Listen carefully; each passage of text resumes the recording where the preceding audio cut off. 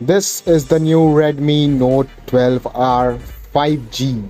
The main highlight of the handset is the newly announced Qualcomm Snapdragon 4 Gen 2 chipset, which enables 5G connectivity. This chip is the major reason that makes the phone different from the 4G only Redmi 12, which has a MediaTek Helio G88 SoC. The device comes with a 6.79-inch centered punch-hole display with a full HD plus resolution and a 90Hz refresh rate.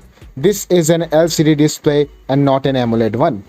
On the software front, the Redmi Note 12R boots MIUI 14 based on Android 13. Finally, it draws energy from a 5000 mAh battery and carries support for 18-watt wired charging.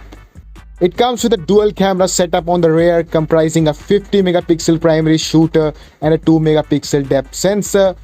For comparison, the Redmi 12 has an additional 8 megapixel ultra unit on the back and an 8 megapixel front facing camera. The Redmi Note 12R arrives in 4GB plus 128GB, 6GB plus 128GB, 8GB plus 128GB and 8GB plus 256GB memory configurations. The base variant starts at just 999 Chinese yuan, that is approximately around 140 US dollars. That's it for a quick overview of this device. Let me know what are your opinions regarding the price point of this device and the overall specs it offers. So is it worth to look out for?